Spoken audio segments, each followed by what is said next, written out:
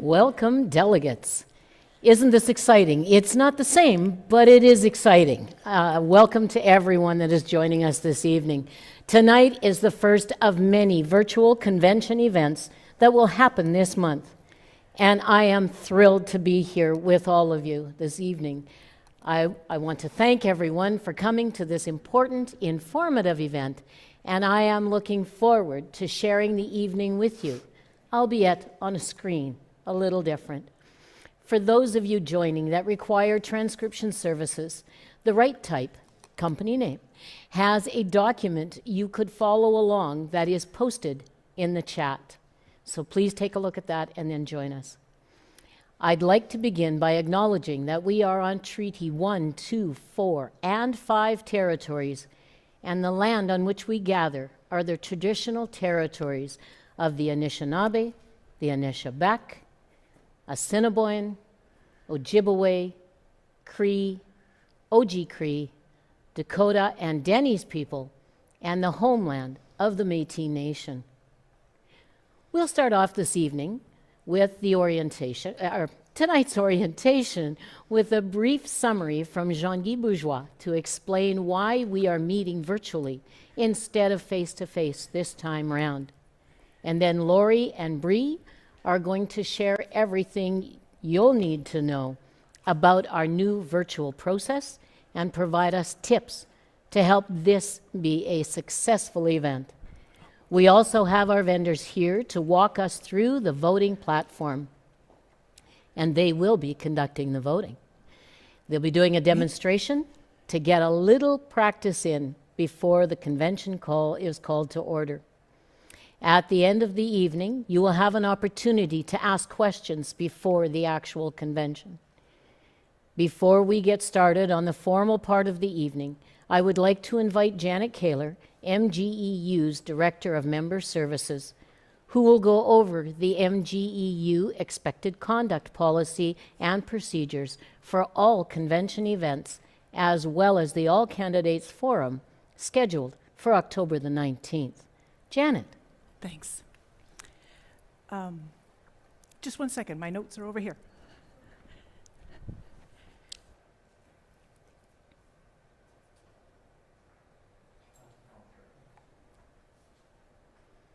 Thank you so much.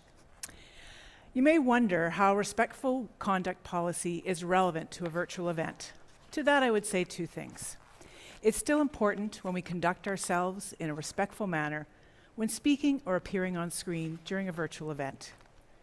We've seen at other conventions where delegates have engaged in disrespectful behavior towards other delegates on social media, and in particular, in social media posts with the event hashtag.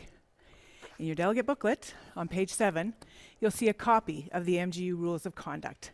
I'd like to take this opportunity to walk you through it. The MGEU is committed to maintaining a positive, safe, and healthy environment for all members and staff. Solidarity within our union is based on the principle that we're all equal and deserve mutual respect. Any behavior that's disrespectful, intimidating, hostile, or offensive will not be condoned or tolerated. This behavior includes, but it's not limited to, harassment on the basis of race, sex, age, ethnicity, religion, sexual orientation, and political belief, physical or mental abilities. If any member, staff person, or guest at the convention feels they've been disrespected, they should let the offending individual know that their conduct is unacceptable and unwelcome. If you don't feel comfortable talking with the offending individual or can't resolve the matter, and you need some further assistance, please contact either MGEU Director of Internal Operations, Jean-Guy Bourgeois, or MGEU's Director of Negotiations, Sheila Gordon. Contact information for Jean-Guy and Sheila can be found again in your delegate guide on page 11 for this purpose. It's conduct@mgeu.ca, or you can contact the MGEU Resource Centre to be connected to them directly, 204-982-6438, which lots of us know. Just to shift gears a little bit, in my role as an elections chair, I've received a question regarding the display of candidate promotional content during convention and related events. I'm issuing the following direction to candidates and other delegates on this question. In determining this direction, I've endeavored to stay as close as possible to the spirit and letter of both our past practice and the written rules. As it relates to delegate names, the Delegate Guide provides clear direction to delegates on how to enter their name when logging into convention. All delegates are expected to adhere to this direction so that delegates can be recognized appropriately by the chair. Delegates may not enter candidate promotional language into their name field. Clothing, buttons, personal accessories, we all have seen it during in-person conventions. Delegates have permitted to wear t-shirts, scarves, buttons, and other clothing that displays promotional language or images in support of election candidates. This will also be permitted for delegates on camera during the virtual convention. As it relates to backdrops, during in-person conventions, posters are not permitted in the convention hall nor in our hotel. Similarly, during the virtual convention and related events, delegates may not display promotional language, images, in support of election candidates on virtual or physical backdrops. And as always, the MGEU logo may not be used in or on any promotional materials or items in support of an election candidate. Again, all of this is still consistent with everybody's campaign material and items has to comply with our respectful workplace conduct policy. And just to move on a bit, just to remind folks, at our last convention, delegates passed a resolution calling on all of us in the MGEU to use inclusive language. Our board of directors responded by adopting an inclusive language policy, which you can see in the policy manual. Everyone is encouraged to use inclusive language when addressing or introducing themselves. In terms of delegates, participants, members, and activists, they're all appropriate. Where brothers and sisters would be used as a greeting, the greeting should be adapted to brothers, sisters, and friends. Thanks, Michelle. Thank you very, very much, Janet. And I have to say, I kind of thought this might be a little bit easier than standing in front of 300 people, but trust me, folks, it's not. So we ask for your patience in making sure that we are presenting as much information as possible to you. So thank you again, Janet, for sharing all of that. And I would now like to introduce Jean-Guy Bourgeois, Director of our Internal Operations, to give us some background on how we got to a virtual format. Jean-Guy. Thanks, Michelle. In my role as Director of Internal Operations, I'm ultimately responsible for staging MGEU conventions and events, including the upcoming virtual convention. Though in truth, as you might expect, the bulk of the real work is done by the many other dedicated MGEU staff. I've been asked to tell you a bit about how we came to be here having a virtual convention, and a little bit about why we've done it the way we've done it. We all know that the real reason is the pandemic. That's why we're online. But the path between the beginning of the pandemic to here hasn't been straightforward. When the first lockdown came a year and a half ago, none of us had any idea how long this would go on for. We didn't know how the various restrictions and risk levels would go up and down over time. And today, with the fourth wave on the horizon, we still don't know. What I can say is that if all we had to do was stage a virtual convention, that wouldn't be so hard.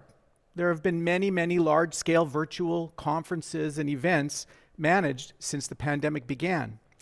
But the problem and the challenge for us is that the MGEU convention isn't just a 2 or 3 day conference. The usual process involves elections for our president and our provincial officers, the most senior leadership positions in our union. It also involves nearly 400 local election meetings to elect convention delegates, to elect local positions, and to pass resolutions for convention. It also involves 8 area council election meetings and 15 component executive election meetings. To make things even more challenging, the number of potential participants is our 32,000 member base from all parts of Manitoba. And the usual planning process for our convention begins the day after the previous convention. It takes a minimum of a year to plan out the convention process, and usually more. So it's all of these additional complexities that make our convention so challenging to move online. So just to take you back to March of 2020 when the pandemic began, we were on our way to beginning that process a few weeks out with the spring local meetings. The pandemic hit, the lockdown was called. The board had a meeting in April 2020 during the height of the first wave, when there was no clear idea of where the pandemic was going or how long it would last. And it was then that they decided to postpone the convention, but only until pandemic conditions would permit proceeding. Official notice was sent out to members right away. Then in the summer of 2020, July, when the first wave was over and the pandemic situation in Manitoba was quite mild and stable, public health restrictions had been relaxed significantly, so the board directed us to get the process going again. Planning and communication to hold the 200 local meetings that had been postponed began. Meeting rooms were booked.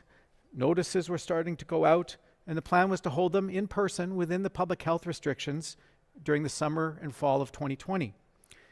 But before even the first meeting could take place, the second wave got rolling, public health restrictions tightened up again, and the board made the difficult decision to postpone the whole process again. But this time we knew more about what we were up against, that the pandemic was highly unstable and that planning anything in person more than 3 to 4 weeks out was a highly risky thing to do. So instead of waiting for the next window to proceed with in-person meetings, the board directed me and other staff to develop options to conduct the entire process online, including all the related election meetings.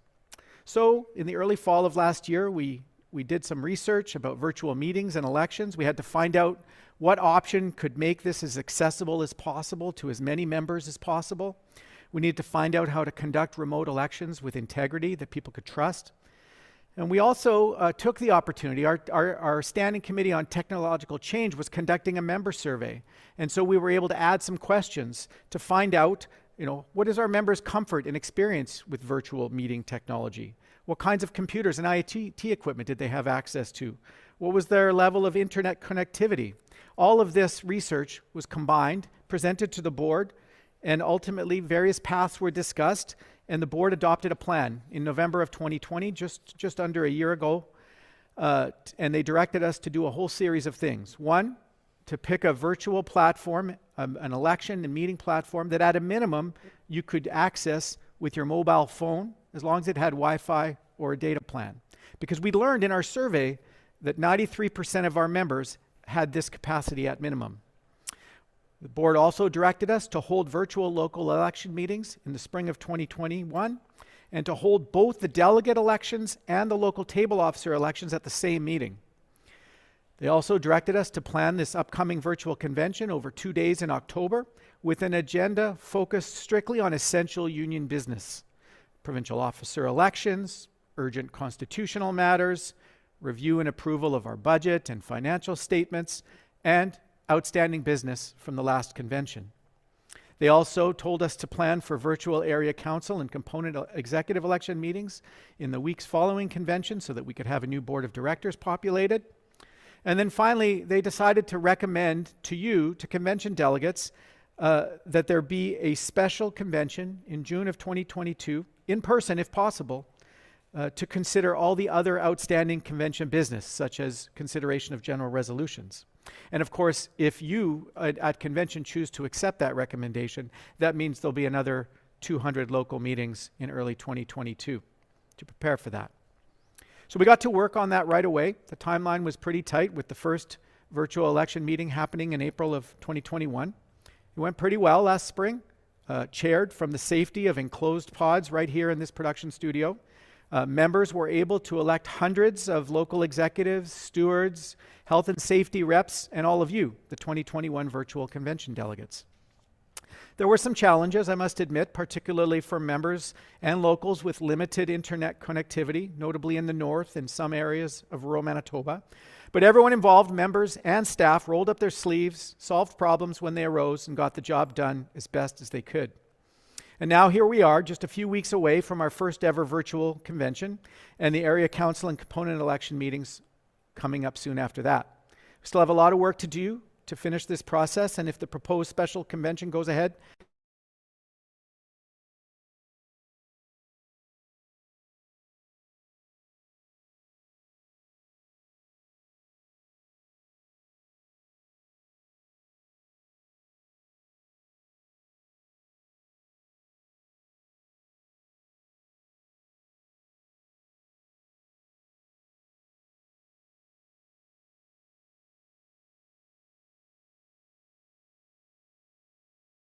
I can't forget to thank our staff and the vendors that we've been working with for figuring out how to make this happen under very challenging conditions, often working remotely for extended periods.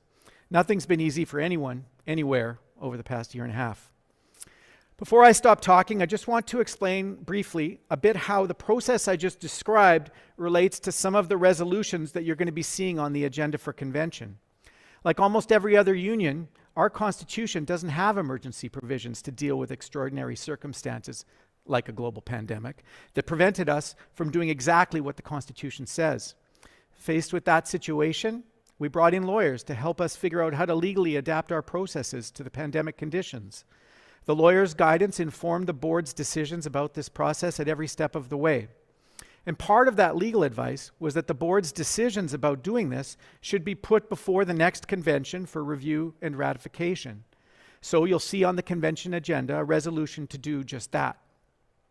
Our lawyers also recommended that we take the first opportunity to adopt emergency provisions to guide us should we ever face such extraordinary circumstances again. And you'll see a resolution on the agenda about that too.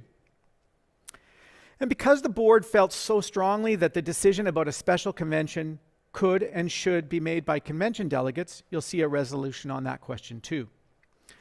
And because the virtual local election process left us with fewer delegates than usual, you'll also see a resolution that proposes a way to make sure that delegates to the special convention, should it happen, are as representative of the entire union as possible. So my goal tonight was to explain how we got here, to explain why several of the resolutions on the convention agenda are there. I hope that's helpful, and I wish you all a great convention. Thanks. Thank you very, very much, Jean-Guy. You made that look awfully easy, but I did notice the foot was tapping, so it's not as easy as you made it appear. But thank you very much for providing all of the information that delegates and members alike have been asking us. It is never easy to make those hard decisions.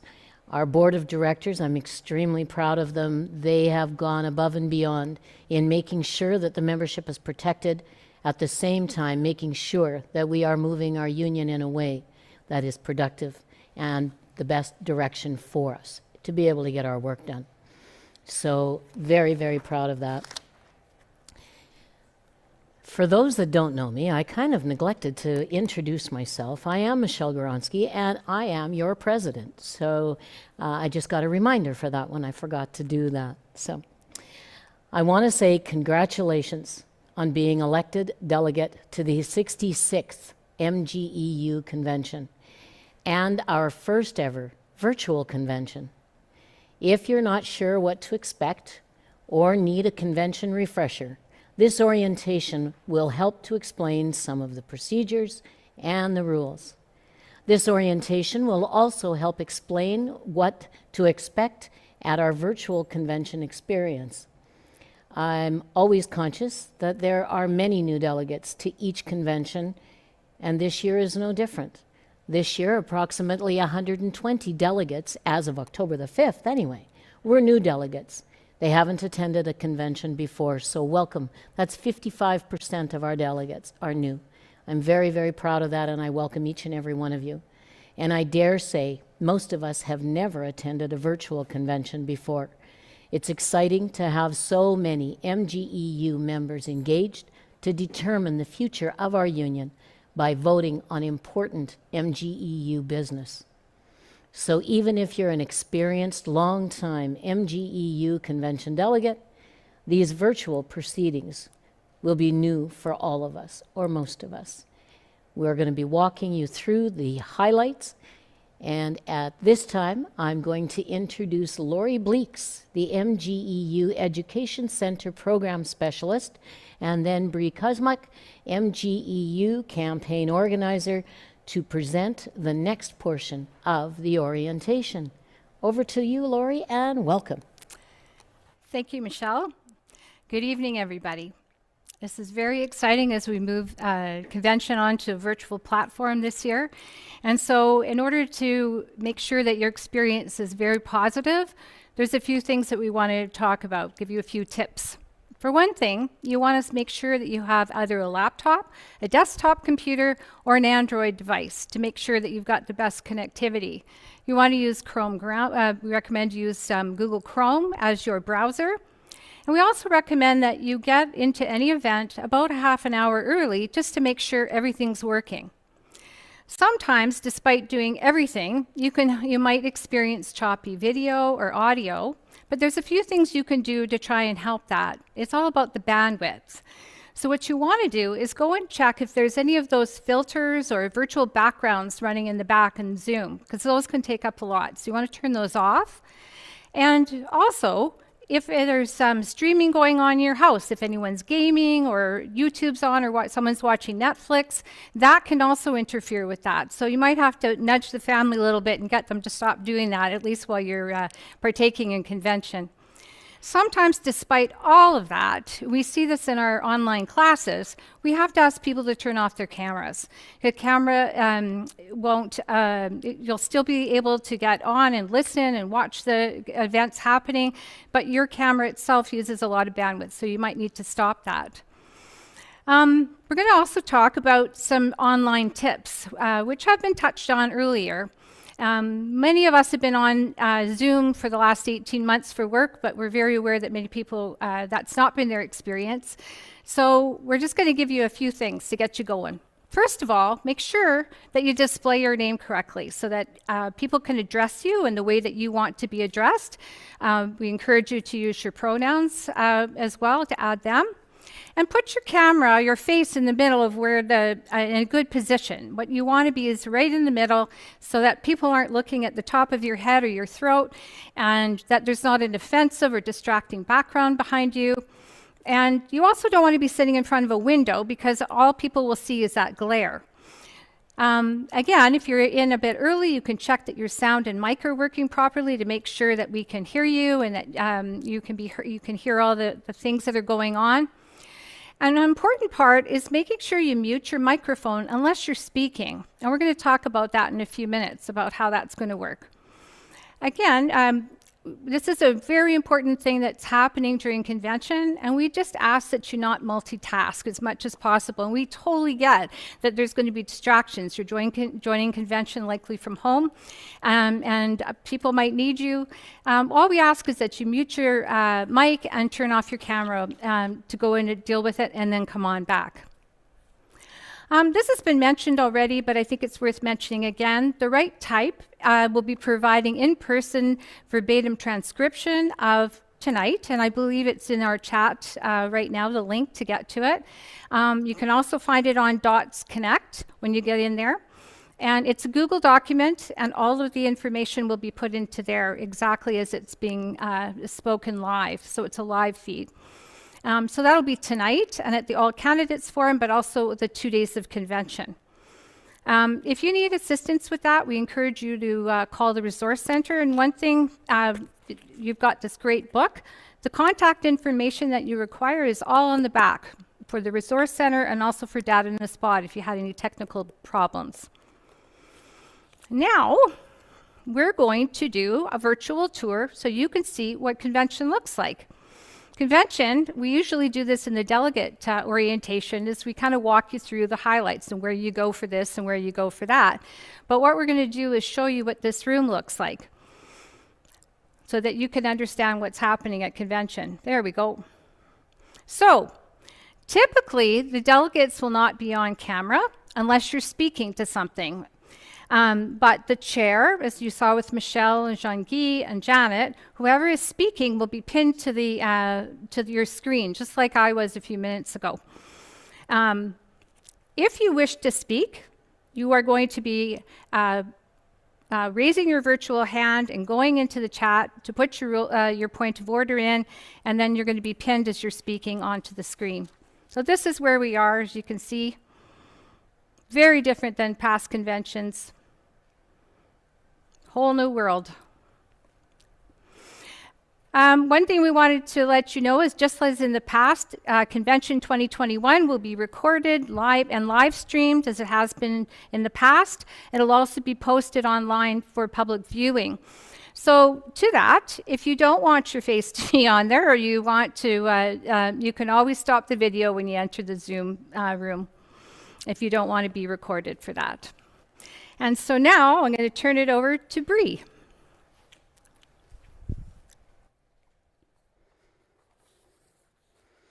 Oh, hi. Oh, there I am. Oh, my name pops up and everything. This is fun. Okay, I'm excited to be here. Thank you so much. I have the pleasure of going through the Delegate booklet. So it's been mentioned a few times. Page numbers have been referenced. Lori's mentioned the back cover, so I'm going to go through it in a little bit more detail. I'd like to take a moment to just talk about how different the look is of the Delegate booklet this year than it has been in previous years. We have tabs, a table of contents, page numbers. This is so that when chairs and presenters are speaking and they refer to a page number, it's going to be easy for delegates to be able to access each of these documents. There is, even though this is a handy-dandy booklet, which I'll go through again in a little bit more detail, we ask that you also pay attention to your email accounts as well, as some of the documents required will be emailed to you prior to conventions, such as the auditor reports that should be arriving in your mailboxes by October 19th, or updated versions of other documents between now and October 20th. So if there's any documents that you do receive by email that are not in your Delegate booklet that you would like in print, we ask that you contact us through the Resource Center by October 12th. That way we can get it to you in the mail before convention. So, and again, the Resource Center phone number is at the back of your Delegate book. This Delegate book was mailed to you to about the third week of September, so you should have already received it. The plan was that you had it in your hands during the Delegate orientation. And so we're going to take a moment just to go through. I'm not going to go through page by page and read every document because you would be here all night. But like I said, there's a table of contents. Important information. A lot of the documents in here are very important for you to understand what is happening during convention. So we're encouraging all delegates prior to convention that you take the time to read it. Again, a lot of the documents will go through during convention. But a lot of it will be highlights. For example, the Finance Committee report. Oh, where can I find that? Let's find the tab. Oh, that's easy. A nice picture of the Finance Committee, and that can be found on page 49. And so have a read, and they will be going through that report at convention as well. So it's easy to find documents when they're about to vote on a motion. You'll be able to refer to the document easily. Important information, which you would have gone through as well at your local meetings, is the 2-year versus 3-year. You would have gone through a presentation at that time. So that's in here. All of the standing committee reports are in here. They can also be found on our website. Many of the documents can, and some of them can also be found on Dots Connect, which is great. All of the candidates that are running for provincial officer, all the provincial officer candidates, there's a nice section here with their bios that you can read and learn more about your candidates, okay? So it gives you an idea. If you have any questions, always contact the Resource Center.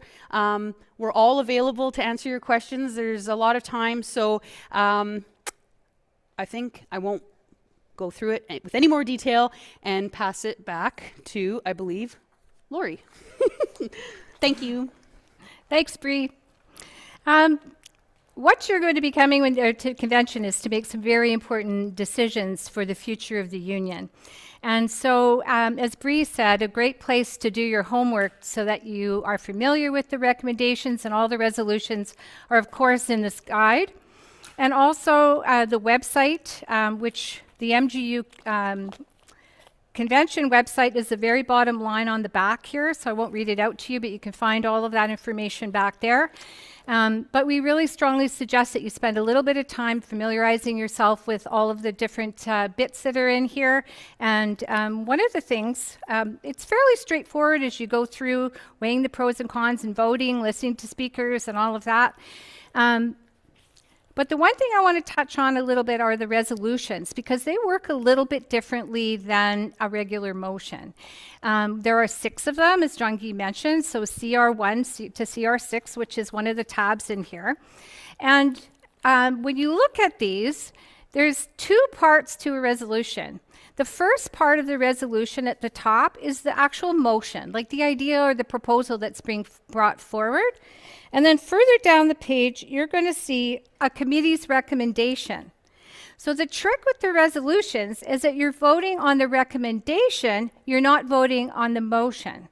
And we're going to give you an example of that and practice voting a little bit later.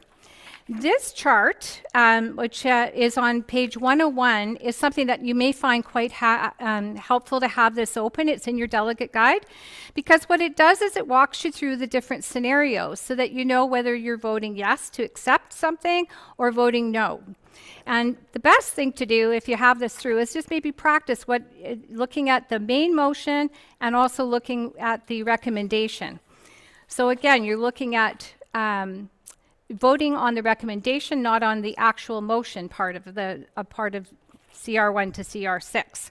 So on the next slide, you're going to see the language that we use when we go to do that. You're speaking for or pro the recommendation, and you'll see on the slide it says, I'm in favor of the committee's recommendation because, and then you're going to vote yes, or conversely, if you're voting against it or you're con, then you're going to rise and say, I'm not in favor of the committee's recommendation because, and you state the reason and vote no.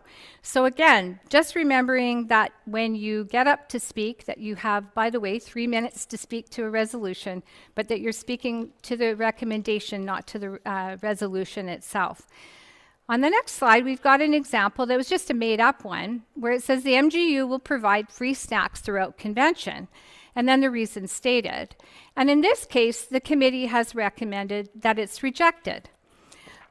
So if I'm getting up to speak, I'm going to say that I'm Lori Bleeks, Local 123, MGEU staff, she, her, and I rise to speak in favor of the recommendation, and this is why, or I'm going to speak against it because of this reason. So again, you have 3 minutes to do that. The Borno's Rules of Order are also something that you might want to take a gander at. This can be found on the website. If you go to the website, to the moving banner, or to the one that's listed on the back of the book, it'll take you to convention proceedings. And if you go into there, you can look at this sort of summary, I guess, rules at a glance. The rules of order can seem intimidating, or I don't know, they're so formal especially if you're in a local that maybe doesn't use these as extensively. But they're really important to generate conversation and respectful conversation, and to get through the business that you have to get through. So they're a good thing to look through and get familiar with. And the first one we're going to talk about is personal privilege. But with all of the ones I'm going to talk about, there's a little bit of a different order than what you're probably used to. First of all, if you want to bring up a rule of order, you're going to raise your virtual hand this time, not your real hand, and indicate in the chat which rule of order you're bringing forward. So for example, with this one, you're going to type in point of personal privilege. That information goes to what we're calling the virtual chair, who will signify or let the actual chair know that there's a point of personal privilege that has to be dealt with. So there is a bit of a process, but the process is the same, or the process is a little bit different, but it'll end up being the same result. So point of personal privilege is basically when something is affecting your ability to participate. And so an example of that could be that someone's left their mic on and their dog's barking and you've missed something. So you would rise and say, or raise your virtual hand and type in there, point of privilege, and then when the chair calls on you, you're going to say, a point of privilege, another delegate has a barking dog and I can't hear, something to that effect.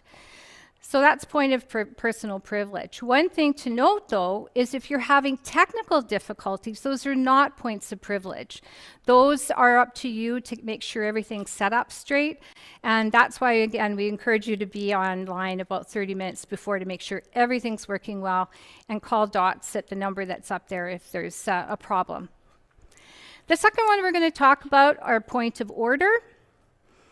Point of order is basically when you feel that the rules are not being followed. And so again, you can say, or raise your virtual hand, I feel that the rules of order are not being followed, and the chair will make a decision about that one.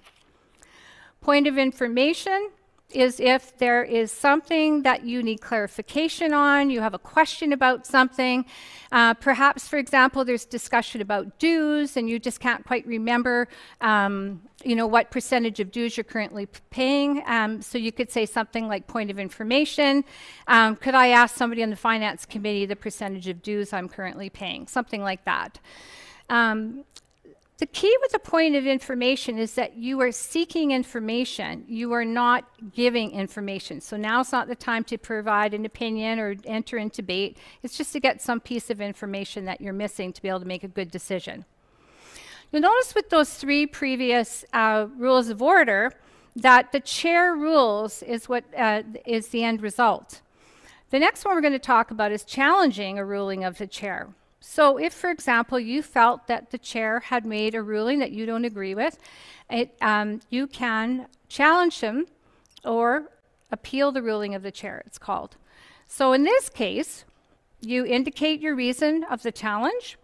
The chair, whoever's currently chairing, will hand that over to a second chair, a non-impartial chair, and that chair will ask the first chair to be able to say why they made that ruling, and then there'll be a vote to find out whether they support that ruling. Amend is basically when emotions come forward and somebody puts forward an amendment to be able to change it by adding or taking something away, switching words around. The key to an amendment is that you can't change the intent of the original motion, and secondly, you've got to put it into writing. There are also what are called friendly amendments, and those are amendments that the original mover of the motion has agreed to, and those don't have to be voted on. Tabling is the next one, and basically tabling something is to set it aside for now. You're just putting it aside temporarily so other business can be attended to, such as we're going to table the budget till the last day of convention. The next one is calling the question, and that is basically when the discussion has kind of run its course, somebody can say, I call the question. So all debate stops, and then it's time to vote. And again, it's 2/3 majority has to pass that one. And the last one I'm going to talk about is referring. When you refer something, you're sending it out to another place or another committee or someplace to get additional information or research done on it or something added to it, and then it may be coming back to convention. So it could be referred to a standing committee like the finance committee to do some financial report and bring it back to next convention. So that is just the Coles notes on Bornell's Rules of Order. Again, I would suggest you familiarize yourself with this, or at least have this handy-dandy sheet close by. And I will pass it on to Janet.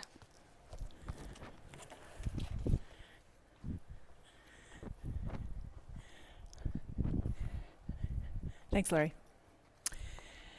Okay, so we want to encourage you to join us virtually at the All Candidates Forum on Tuesday, October the 19th, from 7 to 8:30 p.m. This is where the MGEU Provincial Table Officer candidates will tell you a bit about themselves and answer questions. Manitoba Federation of Labour President Kevin Rebeck will moderate the event for us and will ask all the candidates a question, and they'll have 1 minute to answer. Candidates then also have 2 minutes to make some closing remarks to all of you. The speaking order of this is done in a random way. Please refer to the candidate profiles in your delegate booklet on page 151 or on our website. The link is being shared in the chat right now. And if you have any other questions, feel free to contact the candidates at their campaign address or websites provided in those documents. Tomorrow, October 8th, you should receive an email from the moderator, Kevin Rebeck. He'll explain the process in a bit more detail and encourage you to email questions that you would like to see posed to the candidates. And the email address that you'll send them to is admin@mfl.mb.ca. And you should email those questions in by 3 o'clock on October the 18th. The questions should be brief, not applicable to a person, individual, but directed to an executive member or directed at a specific position that the candidate aspires to. So for example, as an executive member, you give direction and prioritize areas of focus for our union between conventions. What do you see as the priorities of our union today and into the next year? We're asking that you send your questions directly to the moderator at the email address we have provided for you. You'll be emailed the link for the All Candidates Forum, as well as your convention credentials by October 12th from Data on the Spot. This is really important email because it will also contain your voter ID and password for all convention proceedings. If you don't get this email, please look in your junk or spam folder for an email from credentials@dataonthespot.com. If you did not receive this email or you require support, please contact Data on the Spot directly at MGEU support@dataonthespot.com or at 1-833-368-7111. I'll turn the floor back to Lori.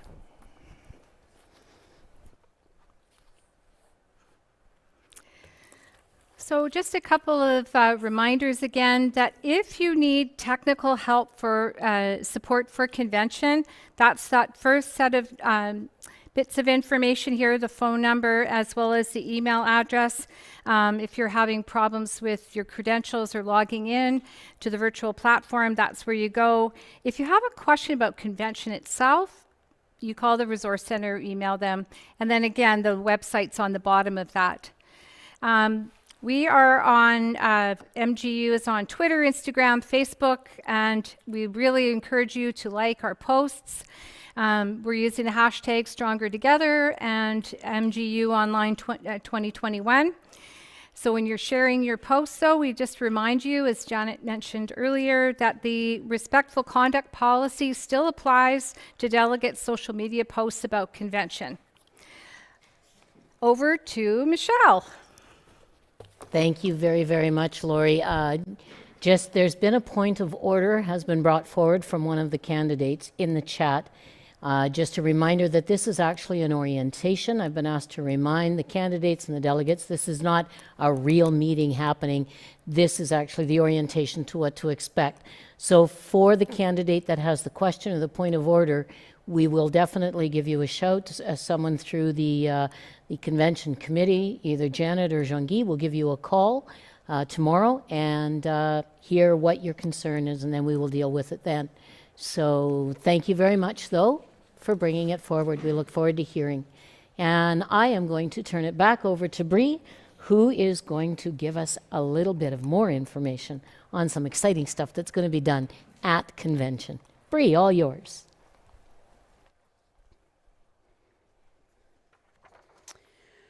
Awesome. All right. Thanks, Michelle. So MGU has a great team of dedicated activists and staff that serve on over 10 standing committees, and they deserve our thanks and appreciation for their hard work and dedication throughout the years. And typically, in order to recognize all the hard work that they have done in a face-to-face convention, we have an expo, and you can learn all about the real great work that they've been doing. Unfortunately, this year, due to a pandemic, we can't meet face-to-face. But this year, to help recognize and salute their efforts, we're going to be holding a trivia contest. Yay, who doesn't love contests? And this way, we are encouraging delegates to read their standing committee reports, to hear what they've been up to, and all the great work that they've been doing. So each there's going to be 3 draws. Each of them prize packages are going to be over $200. You will be getting an email with a link to the contest. So, and that should be next week. The contest will also be posted on our website to answer each of the trivia questions. All of the answers to the trivia questions can be found in each of the standing committee reports, which is in your delegate booklet that was mailed to you that I so vibrantly discussed earlier. So when you have completed the contest form that you can find virtually, again, we'll send you the link and more details next week. All of the contest entries need to be entered by 11 o'clock a.m. on Thursday, October 21st, so the last day of convention. And then you'll be entered into the draw. And later on in the afternoon, that last day of convention, we will choose 3 winners, and they will be chosen randomly on the 21st. However, you do have to answer all the questions correctly. So that's a little exciting tidbit for you to look forward to. And with that, it's me again. Good thing I have Michelle's notes to cheat off of. So every year we also have an evaluation, and typically in a face-to-face evaluation, we would ask for your opinion on, like, we want to know how we did. We want to make sure that everyone's happy, and typically it's, how are the meals and how are the accommodations and how is the venue, and this year, of course, we don't have those type of things. So this year we made it a little bit differently, that it would be more relevant for a virtual format. So what we're going to do is we're going to ask you some questions to fill out on the evaluations of the virtual event from the start of the local meetings. So it's not just going to be about convention, because the virtual events have been new to us and we're very excited. We want to know that you are as well. So it's certainly been a major undertaking for not just staff and vendors, but also our members and delegates that are doing this in a new way as well. So it's definitely been a wild ride. And so following convention, you will receive an email from us with an evaluation form, again, a digital evaluation form, again, new. So we will email it to you and what you thought for our first ever virtual convention and local meetings. So, like, again, after convention, we will send you that link, but it will look similar to my left over here. No, but over here. It's sideways. So that's what it looks like. Okay, thanks. Back to Michelle. I wish I had half a Bree's energy and all of her joy in life. I'll tell you, she definitely enjoys what she's doing, and that makes me very proud that she's with us at the MGEU. That is awesome. I will now take a quick moment to say a huge thank you to Janet, Jungi, Lori, and Bree. That's a lot of valuable information to take in all at once. So folks, if you have any questions, we will take some time at the end of our presentation again to reassure that you get your answers. If we don't have it today, we'll be following up and making sure that any concerns, any questions you have will definitely get answered to you. So again, I appreciate the patience with everyone. This is our very first virtual convention. As in the spring, they were our very first local meetings that were done virtually. There's growing pains with everything we do. And I will say, I absolutely miss each and every one of you, getting the energy from you in the room, having you there for the support and the excitement that gets built when we started a convention. Definitely isn't the same. I will say the folks that are here have been absolutely phenomenal. They've made me feel very welcome, and they've relaxed me immensely. So I will kudos to them, anyone that can make me relax. They're pretty special people, let me tell you. I would now like to turn it over to Data on the Spot, and they're going to lead us through a technical presentation on all the how-tos when it comes to the voting platform, and a demonstration with some helpful tips for voting. Talk to you shortly.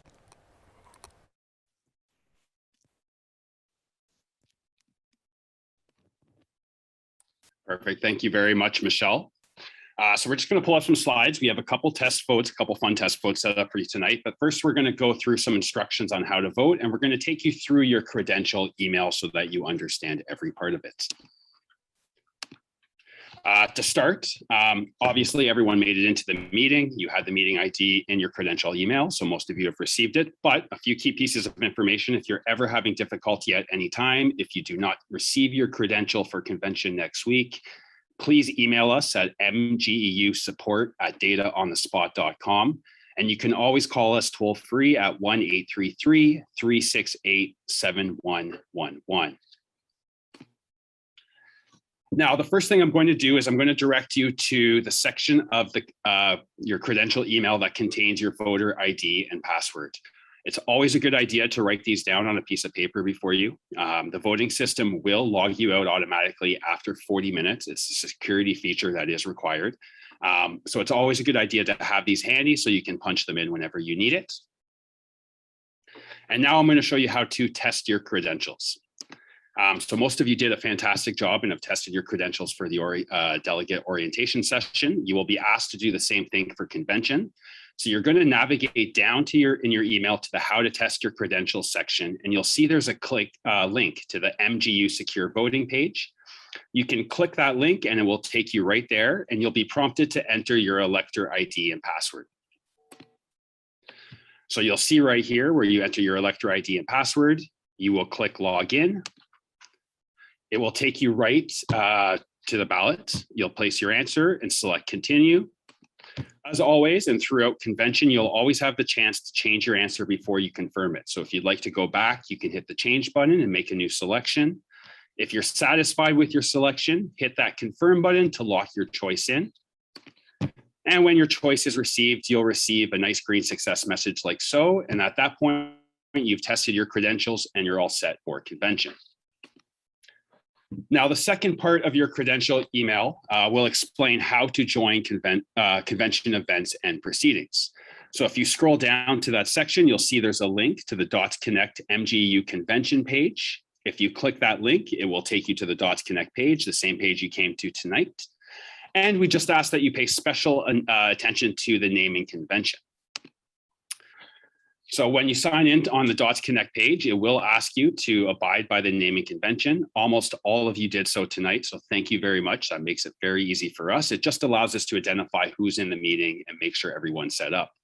So as you may have noticed, there are 3 designations: D for elected convention delegate, O for observer, and T for technical staff working convention.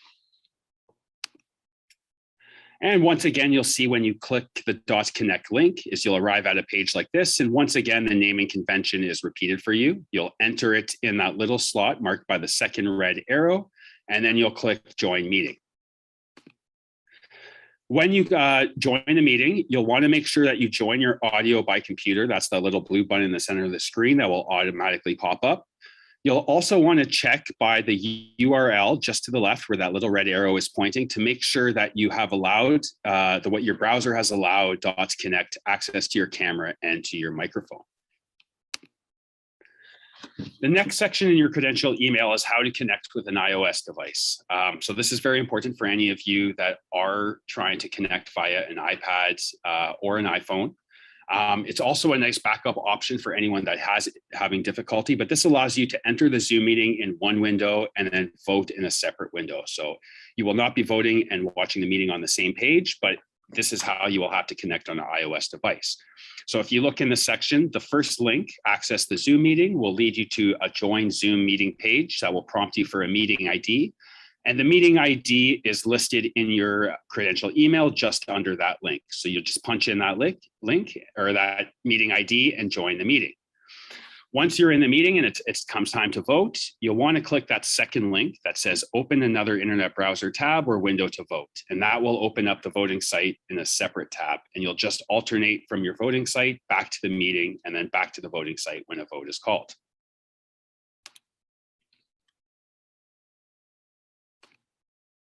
You'll see right here, this is where you will enter the meeting ID and then you'll click the join button. Once again, you will join your audio by computer. And we just ask that you remember the key. If you enter on an iPad or an iPhone through Zoom directly, it will not ask you for your naming convention to start. So we just ask that you rename yourself following the naming convention. And as I mentioned, the second step is to click that second link to open up the voting platform in a separate tab. And when a vote is called during convention, you'll return to this tab to cast your vote using your unique voting credentials.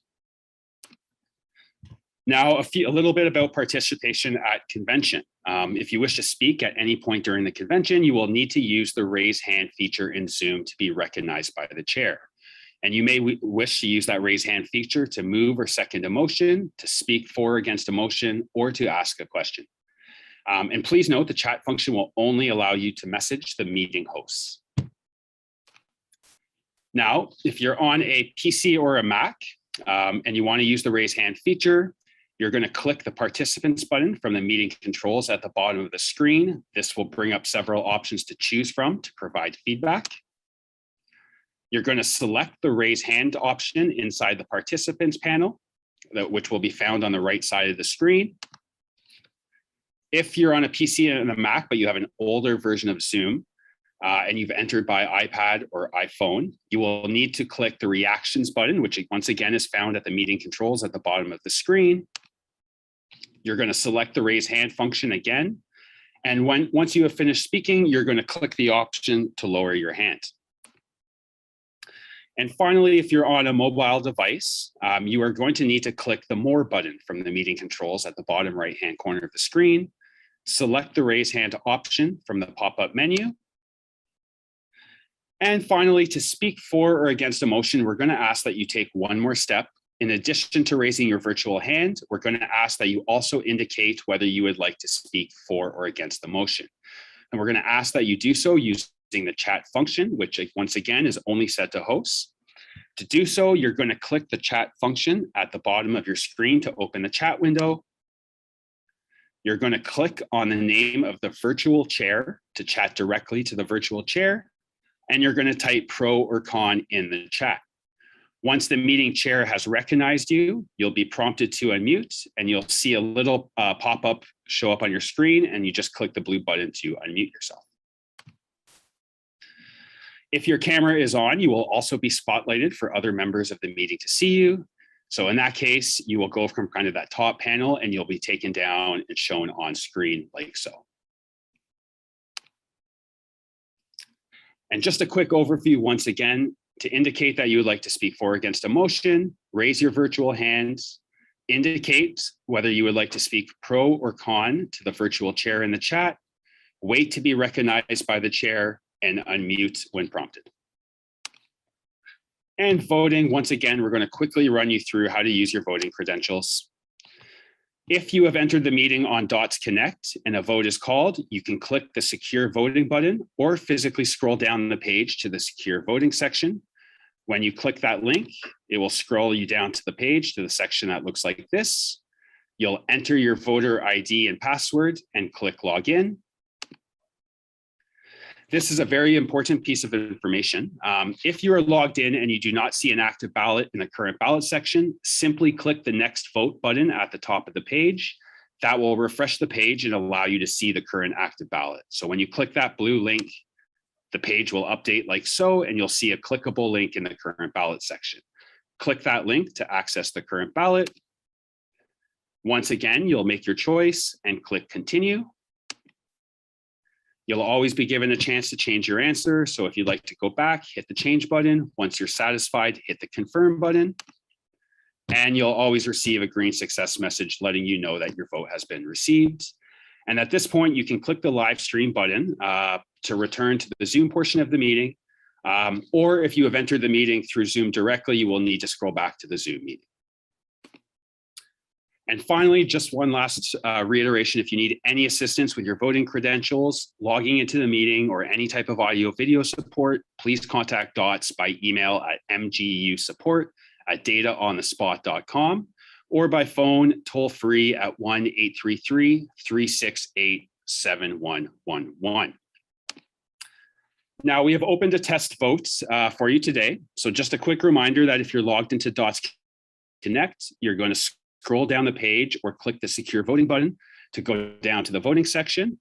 And if you have logged into Zoom directly, because you're on an iPad or an iPhone, we just ask that you open a separate internet browser to MGEU vote.dotsconnect.live, and you're welcome to cast a vote right now. If you have already logged into the voting system, we just ask that you hit the next vote button to refresh your page and update and view the current accessible ballot.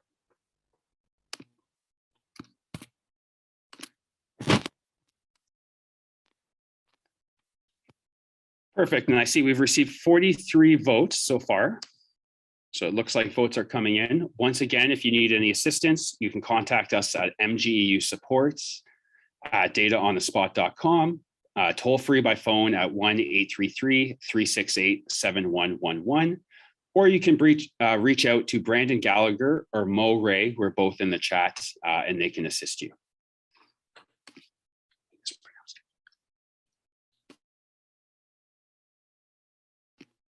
And we're up to 79 votes.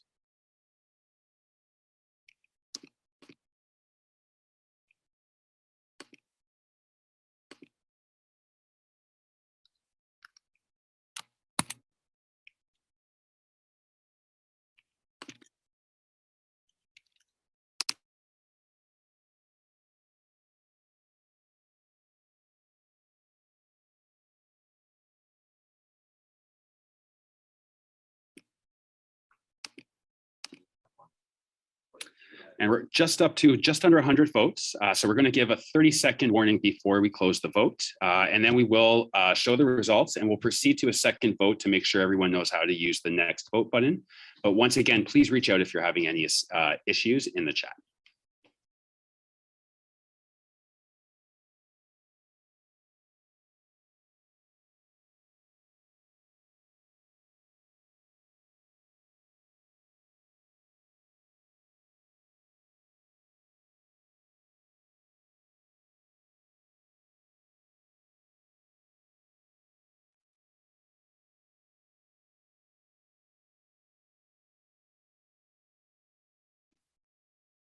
And we're going to go ahead and close this ballot. Please stand by, and my colleague Mo will pull up the results in just a brief moment.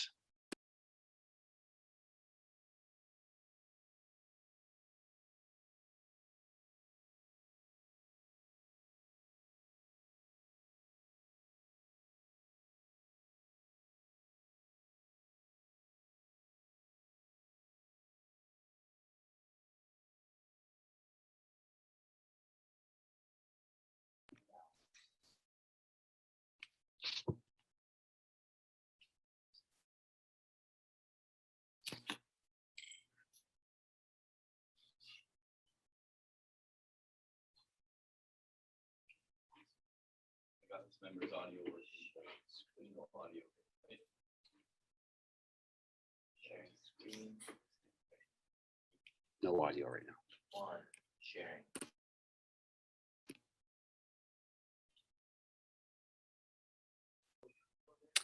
Beautiful, and we can see the results. The question was, are you an early bird or a night owl? Looks like 117 of you have cast votes. The majority of you, 70 voters or 60% of the votes that were cast were night owls, and 47 of you or 40% of the votes that were cast are early birds. And Mo, you can take the results down. And we're just going to open up a second vote for you. This time we want to make sure that everyone stays logged into the system so that when we open the vote, you will hit the next vote button to refresh your screen.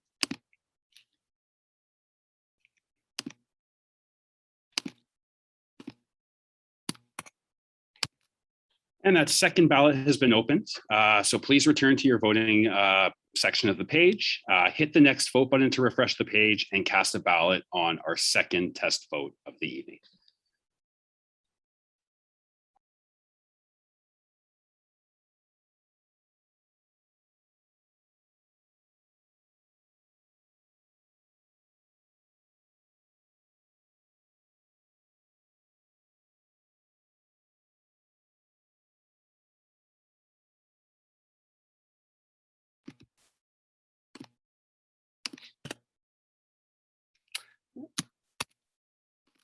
It looks like you guys are becoming comfortable with this. We have 96 votes.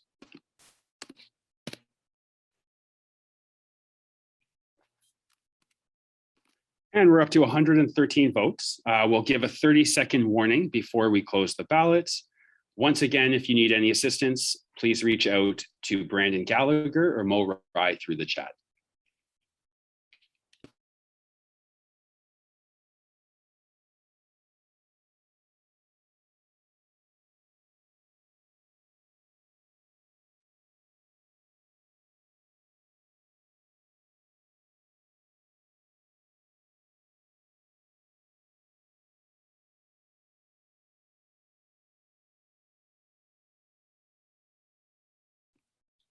And perfect. It looks like we're just shy of 130 votes.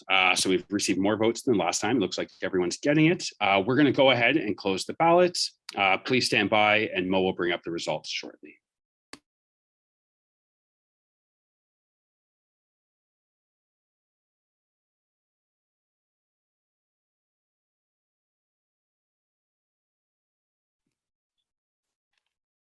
And Mo is going to bring up the results. And I've noticed that we have a couple people in the chat who have had some difficulty. So I am going to bring up a third practice ballot after Mo shows the results. And we'll reach out to those individuals while that vote is open.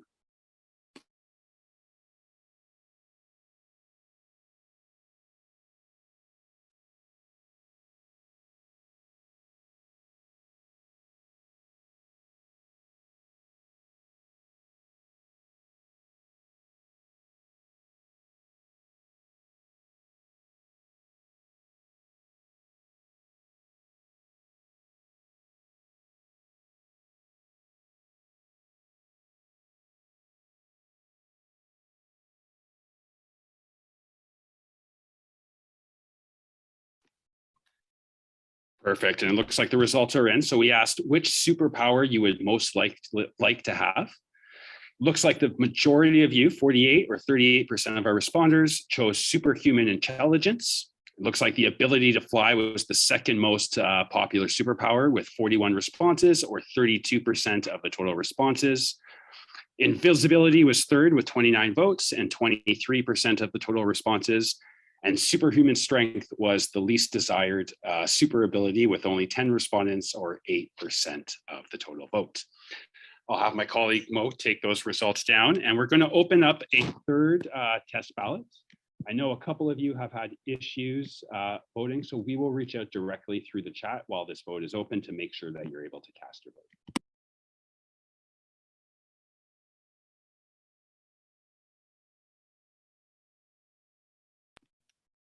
And the third practice ballot has now been opened. So once again, we'll just ask that you hit the next vote button to access the current ballot and cast your vote.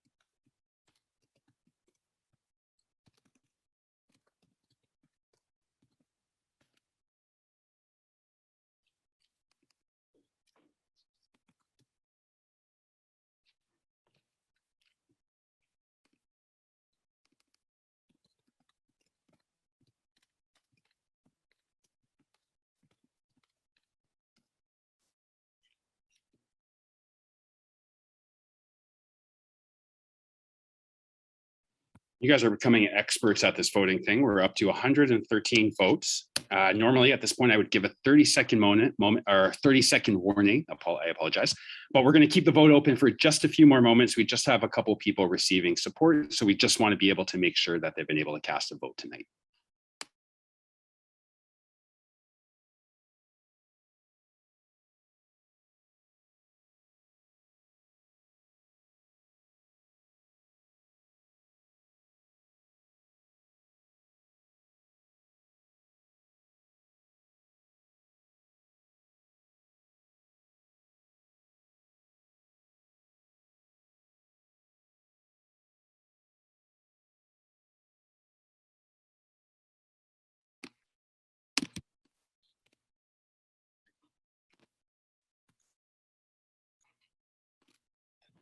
All right, it looks like we have 122 votes, and we just have one final person receiving assistance. So we'll be closing the vote very shortly, and then we'll show the results.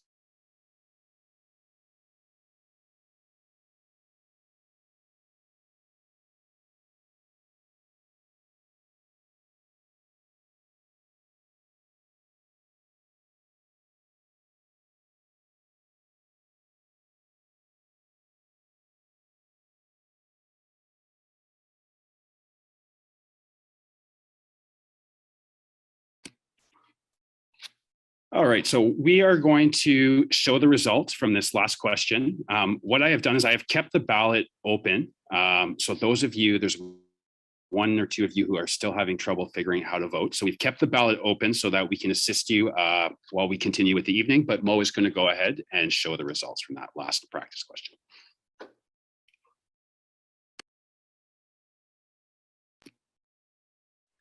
Beautiful. And so the question on this ballot was whether you'd rather speak every human language or be able to speak to animals. It looks like the majority of you, 66 respondents or 54% of our votes, have chosen to be able to speak to animals. I completely agree with you.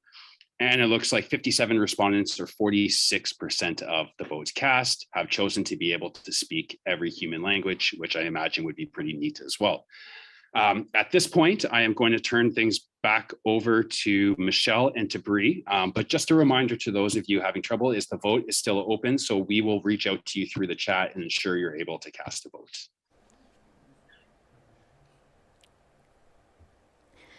The memories, folks. Spring local meetings, but I will say tonight's voting went much, much smoother. So you've got the hang of it. We'll make this happen on the 20th and the 21st of October. I would like to take a moment to thank the MGEU staff who have worked tirelessly on our first ever virtual convention, as well as Data on the Spot, Advent Pro, The Right Type, and Dave Sherman. My undying gratitude, our event manager from Pop Entertainment, for all of your help to make our virtual events a well-oiled machine and to make it much smoother as we move forward in these unprecedented times. In this COVID world, of course, nothing is the same. But everyone has gone above and beyond, and adjustments have had to be made. We've had to change how we would normally do things. But I have to say, this has gone off very smooth. We are ahead of the time, so we're working very well. It's moving great. I'd like to open up the floor to any questions anyone might have. Please raise your hand, your virtual hand, as was previously demonstrated, and we'll respond in order of the questions being asked. Don't be shy, folks. Go ahead and ask your question. So far, it's pretty quiet. I know that's been a lot of information to take. We're giving folks a few minutes. Raise your hand. We've got a hand up.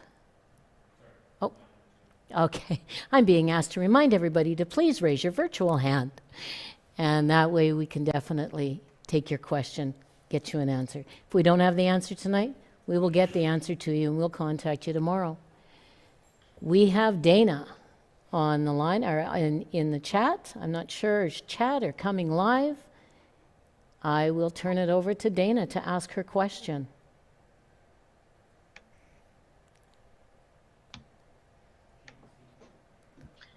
Oh. Can we hear you, can't Dana? unmute myself. Can you hear me? Yes, we can, Dana. Go ahead. I just wanted to practice raising my hand, so I did. Awesome. You did a great job. Thank you, Dana. That's the way to do it. Are there any other questions? Please, folks, don't be shy. And, if you think it's going to be too long of a question, that's fine too. As I say, if you have any questions, you can contact the Resource Center, 1-866-982-6438. We'll put in that plug for our awesome Resource Center. They definitely take the time out to make sure that all of our members' questions are answered. So we have Kim Fallis has raised her hand. Kim. Are you there, Kim?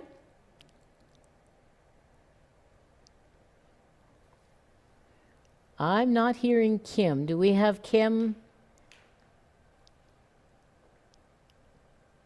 Okay, she's trying. Okay, we're going to give a few minutes.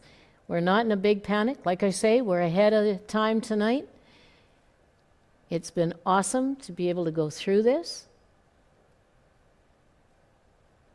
When they first started talking about a virtual convention, I was very concerned. How would we definitely do the orientation to make sure that any new delegates would be able to get a feel for what convention would be like, they'd have a bit better of an understanding. Borno's rules is not something that we normally have bedtime reading for. So I definitely know there is some challenges with understanding, and we try and give everybody the opportunity and the time to come forward. Do we have Kim? Not yet? Okay. We'll come back to you, Kim. Keep trying. In the meantime, I'm going to go to Florence Sadowski. Florence, are you there? Hi, Michelle. Yes. Hi, Florence. How many years have you been president of the MGEU? This is my 9th year, finishing my 9th year, Florence. Did you have a question about the convention, where we're going? No, I just wanted to practice. Okay, I love that. That's an awesome practice. Way to go, Florence. All right.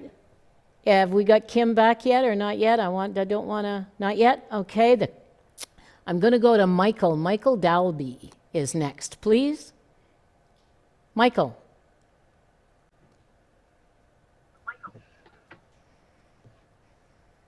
Michael, are you with us? Just had people There you are. asking about when our new contract might be in place. Where your contract is. Michael, that's more of a staff rep question right now, and I'm not sure of your local. If you wouldn't mind, can you give a call back to us tomorrow through the Resource Center? And I will personally take your call if you like, or you can ask for whoever your staff rep is, where the negotiations are, and we can definitely get you an answer to that one. Thank you, Michael. I look forward to talking with you tomorrow. And then we have Richie Gorell, please. Richie.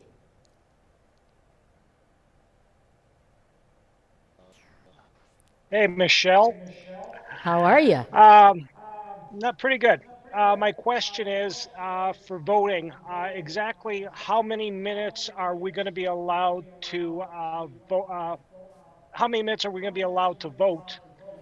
And is there going to be a timer on the screen to indicate how much time is left, so we get as many people as possible to vote, instead of saying, well, we got 71% of the people have voted already, and we're going to call it in 30 seconds. So I kind of want to know how the timing is going to work. That's an excellent question, Richie, and I'm looking to the crew from DOTS on exactly how this works, or Advent, and if there's going to be a timer. I don't have an answer for you. I do know that normally what they do is they watch, and as the numbers climb, they try to make sure that as many members as possible had the ability to vote, and then they kind of give the cutoff time to be able to share with that. But Rich, those are very good questions, and we will get you answers for that. I might come back to you on that. Oh, never. Hang on one second. I'm going to have Bree is going to answer that one for Richie. Thank you, Bree. All right, so that's a great question, and it actually varies. So for resolutions and motions that come forward to the floor, it's going to be exactly how it was tonight. There won't be a timer, but you will be given notification. And with our vendors, they're able to see how many people are voting on the back end, and they are letting our tech tables know here that the majority of the people have voted. Here's how many people have casted their ballot. Great, it looks like the majority. We have 30 more seconds to cast your ballot. We'd give kind of a little warning. The only timer that we will have is when we're voting during the election and during the provincial officer elections, and it's 1.5 minute per vote. Okay, and then again, you will get constant reminders for the length of time. So hope that answers your question. Thank you very much, Bree. You can see why we have such excellent staff that are the ones that are organizing all of this.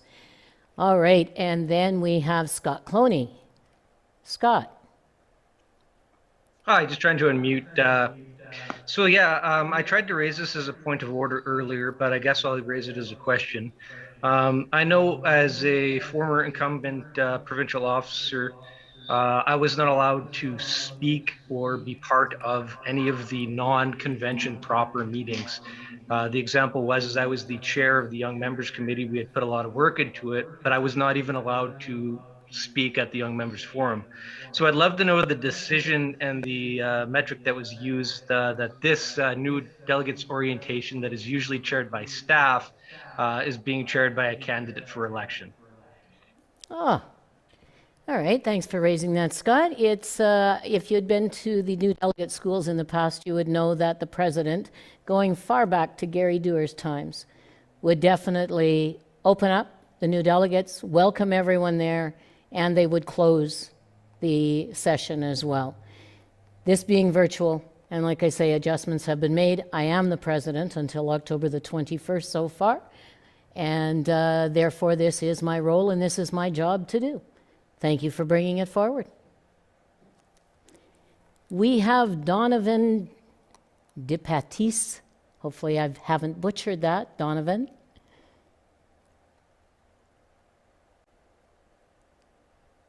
Donovan, are you with us? Hi. Hi. Can you hear me? Can you hear me? Yes, I can. Yes, I can. And now I can see you. Hi, Donovan. It's delayed a little bit. So I was just wondering why the chat functions will be muted during convention. During a regular convention, I can go on a break and speak to somebody in person, but as I noticed earlier, you can speak to individuals in a chat. Why can't we keep that open during convention and leave the global chat out? That one I don't have any answers to. I'd be looking for the folks that organize and how this is run. I would suggest it's probably because of technology or whatever is going on, but I'm not going to answer that. I'm going to be looking to someone, and I believe Bree is coming right now to be able to answer that question for us. Thank you, Donovan, so very much for the question. Oh. I think probably Bree and I are going to take this answer together. Tag team. The reason we didn't do it, Donovan, is because certainly our experience when we participated in the Canadian Labour Congress, their convention, if the chat's open, it's essentially a whole other debate going on at the same time when there's debate on the floor.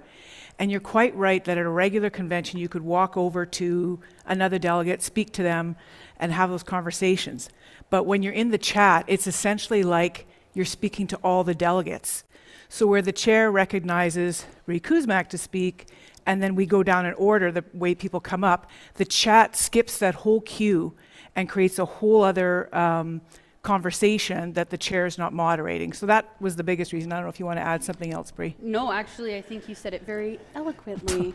But the only thing I would add is that we have a lot of important business to do this year at convention, and like Janet said, it was just a distraction during previous conventions that we've seen virtually that takes people away from learning what is actually being debated in the business on the floor. So that's where that decision came from right from the beginning. Thanks, Bree. Thank you to both Janet and Bree on that question. Thank you, Donovan, for the question. Hopefully you've been provided the reasoning why. We have Alan Schroeder on now. Alan, are you there with us?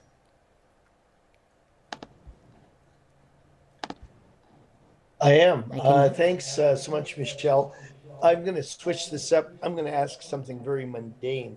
How are breaks being handled during the 2 days that we are going to be in front of our computers? So, Alan, can I ask you to ask that one more time? There's a bit of a fan behind me and I missed the beginning of that. I'm so sorry. I'm hoping he's still with us. He's still on? Alan, could you ask again for me? Okay, I think here I am. I'm unmuted now. So going back to just a very mundane question, how are breaks going to be handled during the 2 days that we're sitting in front of our screens?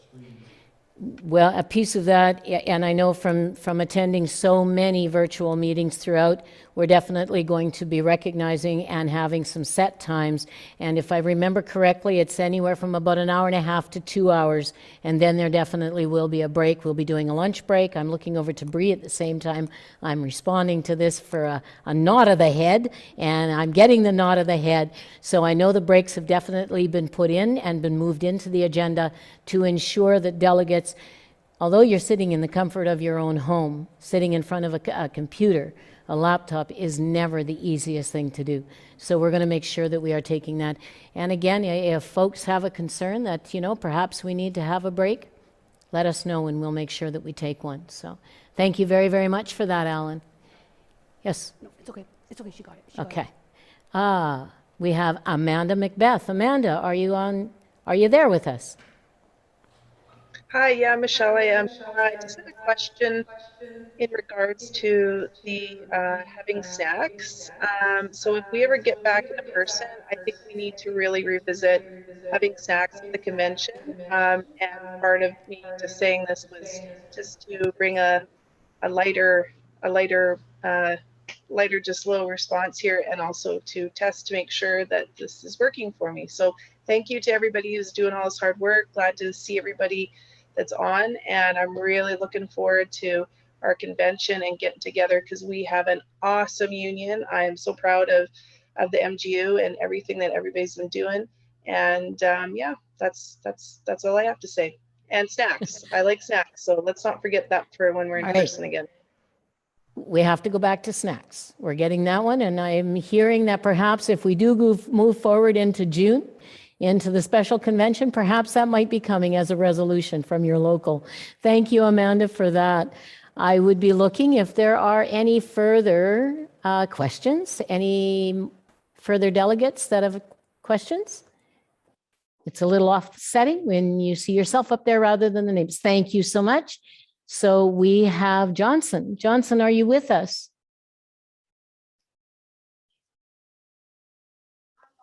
Yes, please. Can you hear me? Hello. Hi.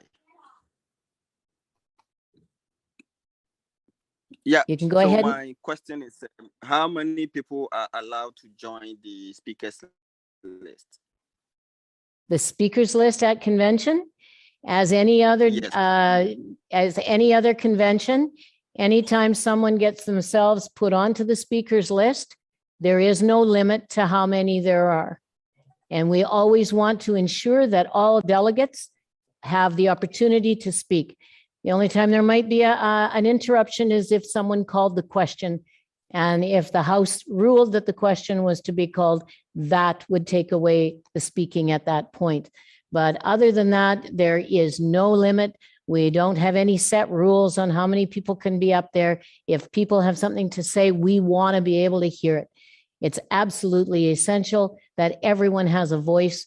It's been a long, long time since we've had our meetings, and this is our opportunity. Although we have to do it virtual, we are doing it. So thank you very, very much for the question. Very good question. Kimberly Lynn. Kimberly.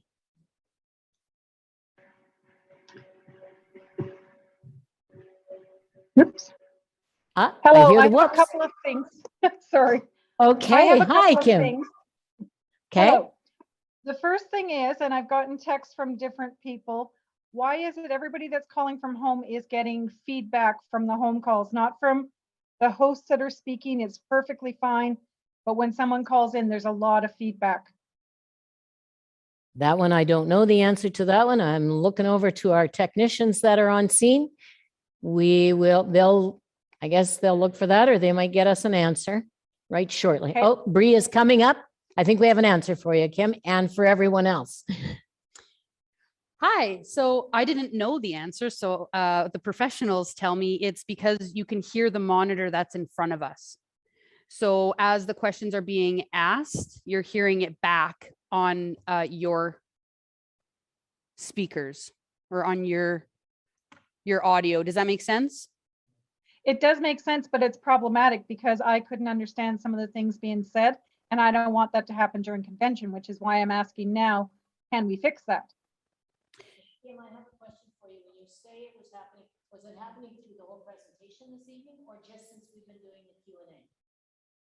Since we've been doing the Q&As, but nobody else was calling in before. You guys talking is fine. It's anyone that's calling in, putting their hand up and coming in, that's where we're getting feedback. Okay, that is excellent to know. Thank you very, very much for that. And the technicians will be looking after that. Kim, if that starts happening, can I count on you at convention then to let somebody know that there is feedback that is happening? because we Oh, I'd don't be all want it to over be it. happening at convention. Thank you. No. My other question that was the actual convention question is, do we have some sort of virtual list that we can see of who's on the pro and who's on the con mic and the order that we're in, so that I know that if I'm on the pro mic and I'm the fourth person down, I need to be ready to go when I get close to my name? Excellent question. And I'm going to be looking to my left for an answer to that one. Bree, if you don't mind.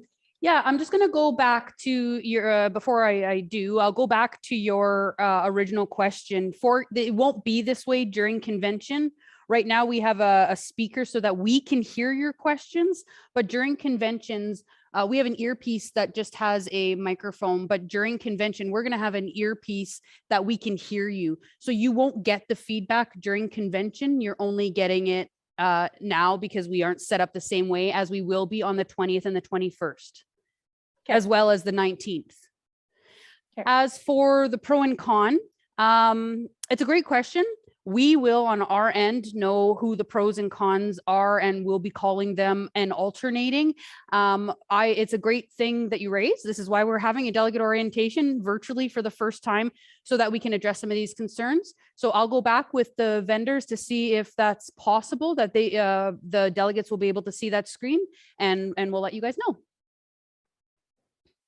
Okay. Thank you very, very much, Kimberly. We have Norland Page. Norland, are you there? Yes, I'm here.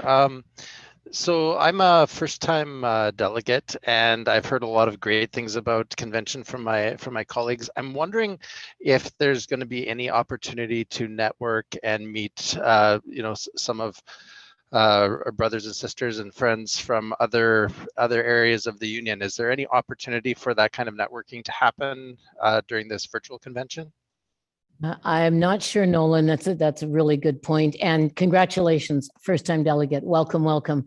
It's having that networking is something that we are going to miss the most, not being in the same room together. So I think they've heard the question. Janet might have a bit of a response for you, but that is an excellent question. It is going to be the biggest thing that we are going to miss by having to do this virtually. Dang that COVID. Janet. The other possibility is if the delegates determine that there will be a special convention, we're hopeful by then we can have it in person, because I echo Michelle's comments and yours, Nolan. It's one of the huge things we lose not being in person. So we hope, but certainly we have to wait for the determination of the delegates first. Perfect. Thank you very, very much, Janet. That's exactly it. So, and all right, Dana Troke is back. Dana. Now you've got the question? Yes, I do. Hello. I'm not going to put my camera on this time. I had one of my members message me, and she says she can't figure out how to put her hand up. So could Dots go through that one more time on how to raise your hand? I know there's a lot of new delegates out there, so this may be helpful for everyone. Thank you, Dana, very, very, very much. So Dana, what device does your member have? Do you know?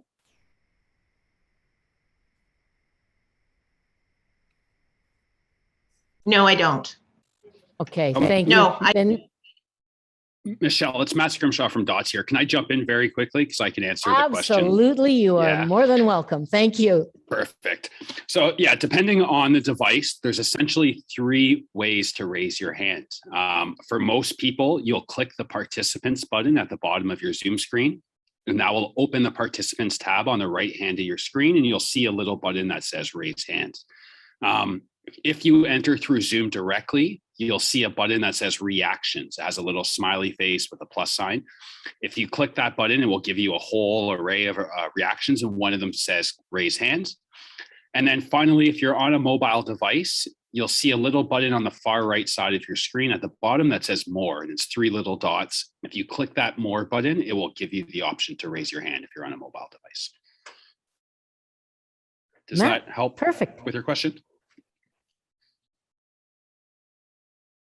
I think so. And I believe Janet also would like to respond to this. Janet? That's actually the point that you raised, Dana, and many of these other questions is why traditionally we have the delegate school like the night before, and we thought, not me, smarter brains than me, figured out having this event well in advance is not only about learning the rules of order, which we traditionally go through, but it's about people trying out and learning the technology. And that way, if let's say there's a problem we can't solve tonight, you have 2 weeks yet to work with either our resource center or our vendors to help make sure that when convention comes, you're ready to go to participate.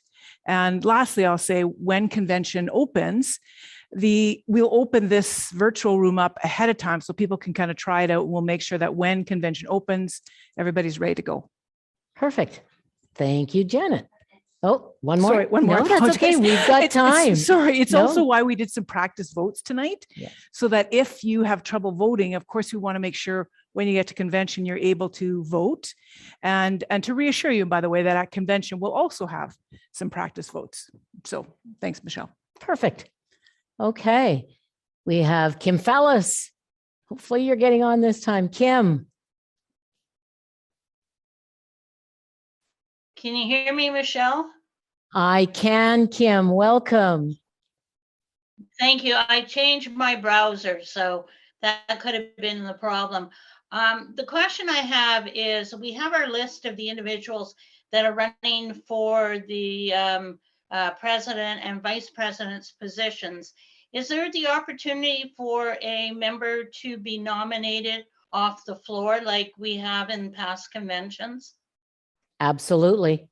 The Constitution rules that up until noon of the very first day of convention, so folks will have till noon, October the 20th, to put their name in the hat.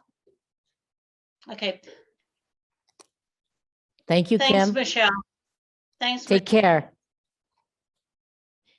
We have Darlene Hargott. Darlene. Hi. Hi, Michelle. Can you hear me?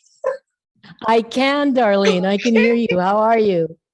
I'm fine, thank you. Busy as ever, but I'm here. As a Good. delegate too, so I know. Congratulations. thank you. Thank you. I just have one quick question.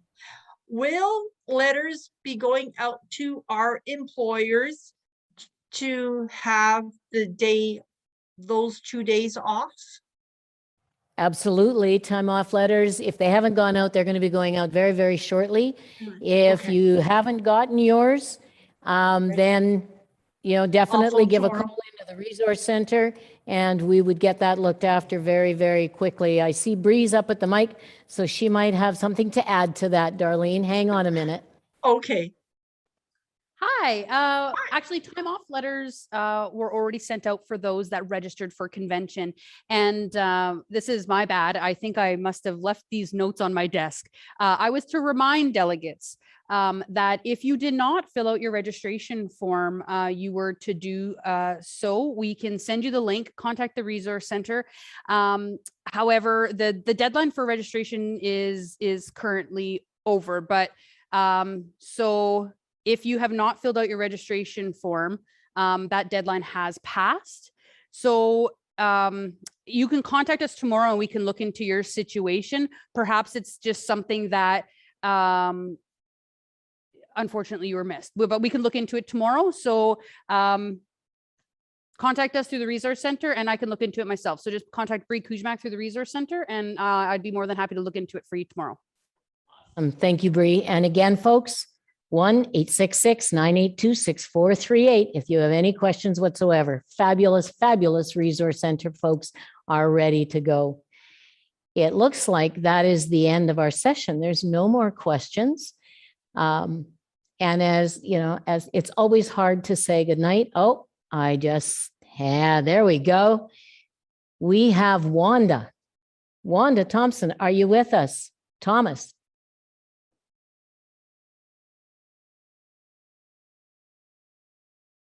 We're here, Wanda. Can you hear us?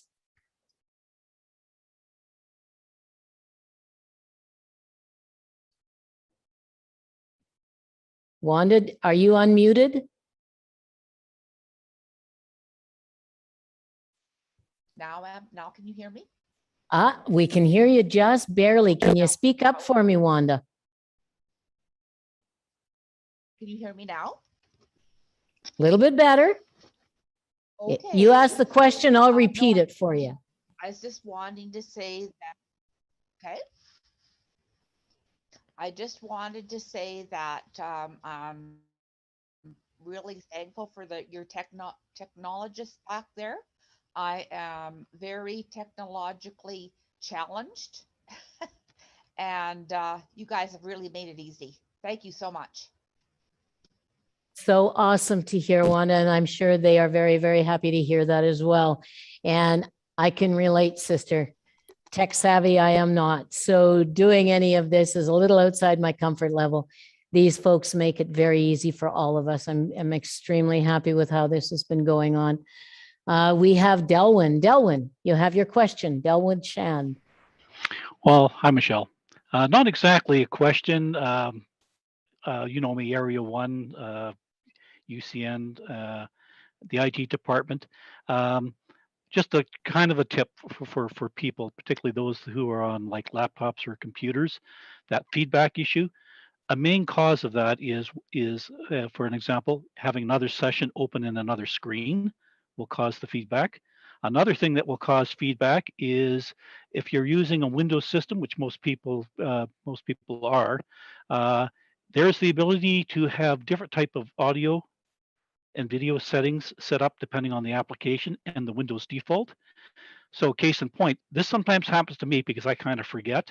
When I'm talking to people at work using Teams, I'll forget that my laptop has a mic that's picking up my voice, and I'm talking on the headset, and the end result is I hear myself echoing back at me. And the reason being is there's two mics open. So for people who've got a example PCs, usually it isn't a problem if you're on an iPad or an Apple because it does not have the sort of things that Windows systems do, where you can have an actual settings for audio and things on an application, such as this particular type of thing, and also have the Windows default. And if they differ, you can have problems. So the thing is that if it happens to you during the convention where you're hearing your voice echoing back at you, you've got another mic alive somewhere, and it's most likely you're probably your laptop mic, and then basically mute that. Thank you. Thank you very much, Delwyn. I've learned something again. I hope the weather's good up in the paw. Thank you very, very much for that. And we have Joe Dooley is on. Joe, are you? Well, I have to unmute myself. You guys got my controls. I can't do nothing. I'm pleased that everybody's learning. I was learning tonight too. I learned a few extra things, but I've been silent for a long time now. I think it's time for me to make a motion. A motion to I have a feeling. I haven't done it in a long time. I had to. When I seen your name, brother, I thought, oh, here we go. A couple of years since I've done it. It has been. I am going to entertain that. As I'm hearing, there's no hands raised after Joe. So it looks like perhaps everyone's had a chance. I am first, though, going to say a huge thank you to everyone for taking the time from your evening to hear about how our virtual convention is going to move forward. And I look forward to spending the evening on October the 19th and October the 20th and 21st with you in the comfort of your home. And as I said at the beginning, albeit on a screen. Enjoy convention, everyone. If you've got any questions whatsoever, 982-6438. Thank you so much. Before we end, I see we have Kyle Ross's hand is raised. Kyle. There we go. Hi, everyone. I just want to thank everyone for coming. And I hear some people's concerns about, we're planning on setting up a Discord server with my team. And I just want to let you know that there'll be an opportunity there. So look for an email coming next couple of days. And thank everyone for coming. It looks like this is awesome. And I hope we all have a great convention. Thank you. Perfect. Thank you very much, everybody. Have a great evening. And please stay safe out there. Awesome.